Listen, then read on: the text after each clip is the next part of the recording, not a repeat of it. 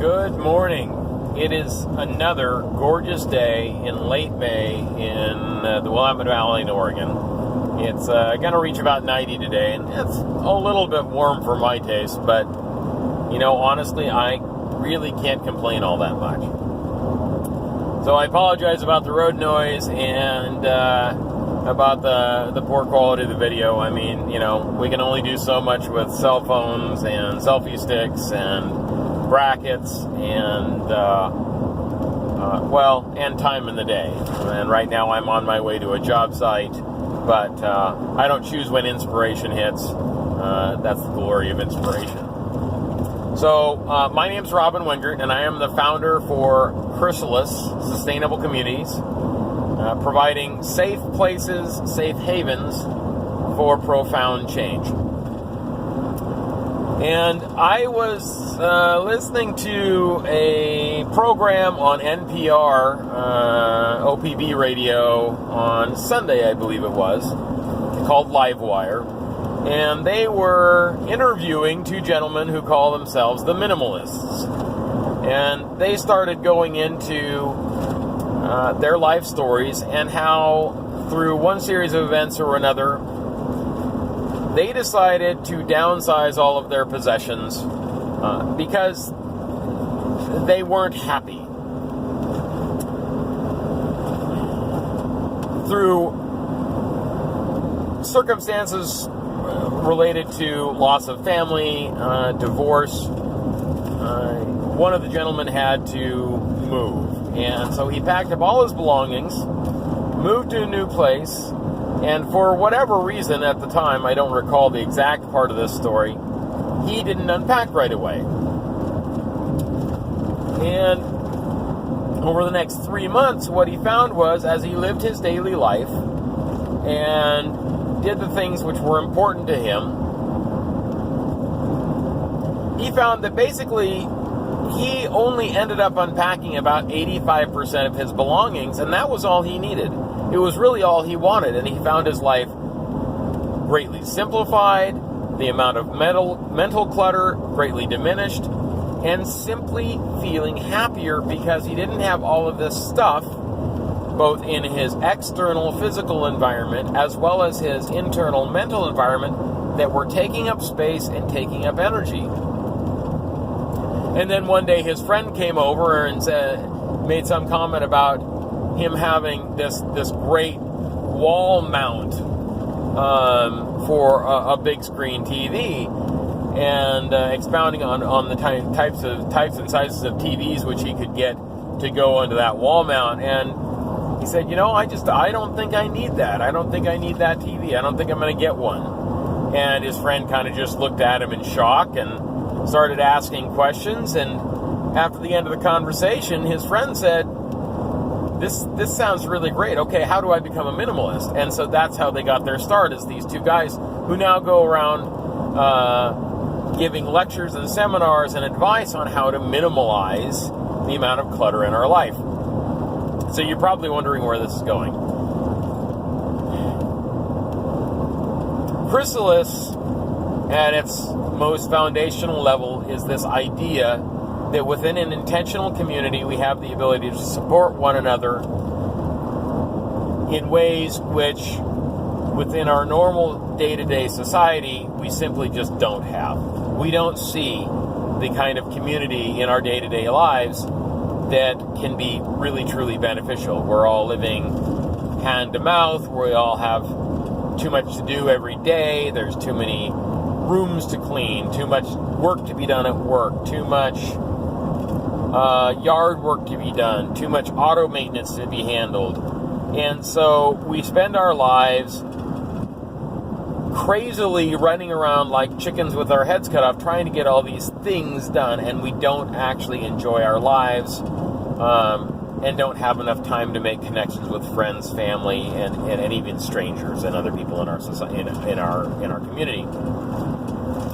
So Chrysalis wants to upend that idea and come back to the place where we have more time, we have more space, and we may have more ability to enjoy the more important things in life, and that is connection with others and creating memories and having experiences, not collecting material possessions which break down, break, get used up, or simply sit in a corner and collect dust. Within a Chrysalis community, you can imagine that if you have 250 people living on the same piece of property, working together, gardening together, educating the younger people, the children together, there's going to be a lot less need for redundant resources. There's going to be a lot less need for 2 or 3 cars per individual. You might end up having 2 or 3 cars per 20 individuals, because the car just doesn't need to be used 100% of the time by one person. You might have a truck for every 50 individuals, so that when somebody needs to move or somebody needs to help a family member move, they check out a vehicle out of a carpool to help do that. Or transport extra vegetables from the permaculture and organic gardens to a farmer's market.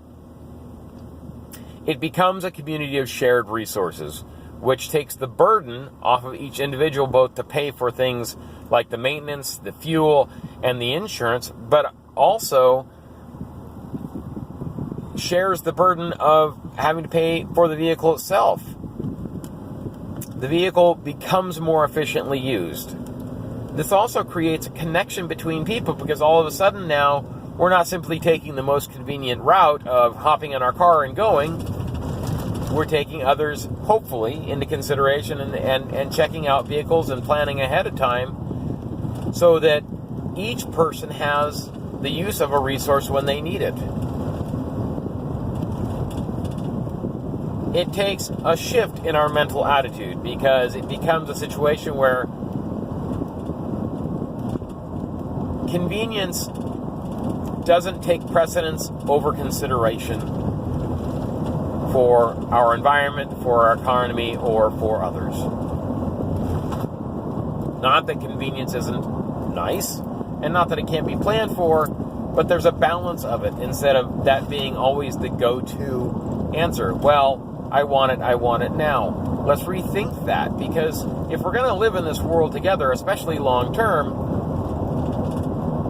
it might be a good idea to examine this idea that we need to have everything we want, the way we want it right now. There's nothing wrong with wanting those things, but do we really, really need it? I would, argue that perhaps we've gotten a little bit lazy and a little bit spoiled.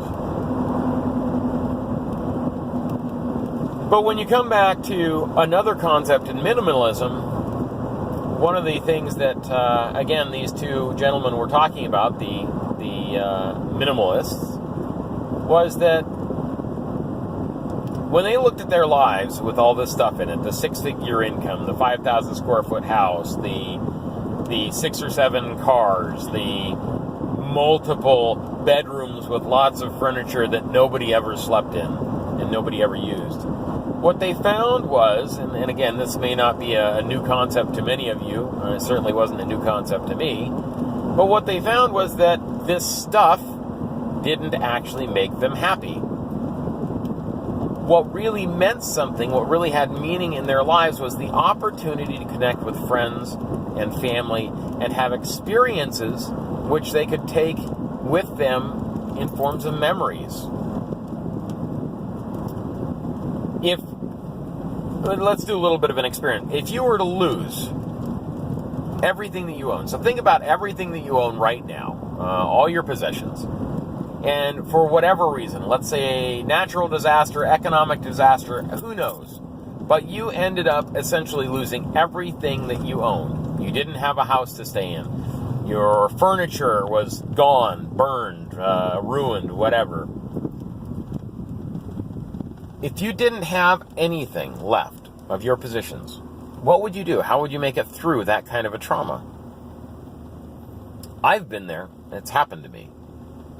And the only thing that meant anything for that year of my life, where I literally stayed in the tent in the back of a friend's yard, the only thing that meant anything at all to me was the ability to connect with the people who meant something to me. My children, my mother, my brothers and sisters, my friends. Those connections, those memories were what provided the meaning in my life. They were what I held on to.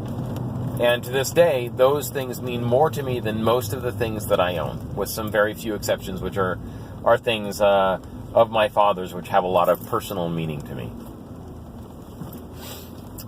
And I would venture to guess that most of you are probably in the same position. We may not realize it, but the thing that matters the most is the connection with the people that are around us.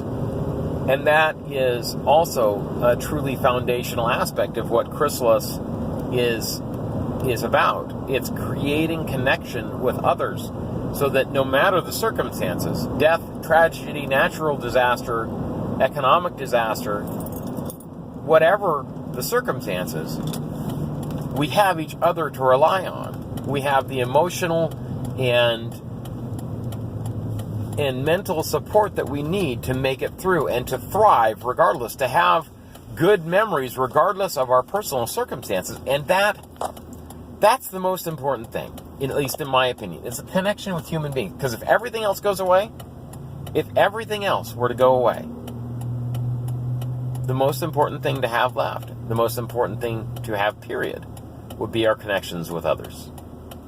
So give that some thought. Let me know what you think.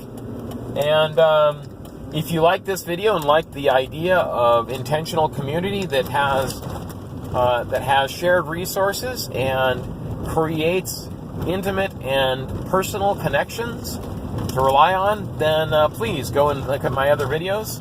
They're on YouTube. You can find me at robin.wengert@gmail, I believe is where that works. And I look forward to hopefully giving you more videos which will pique your interest. Thank you. Have a good day.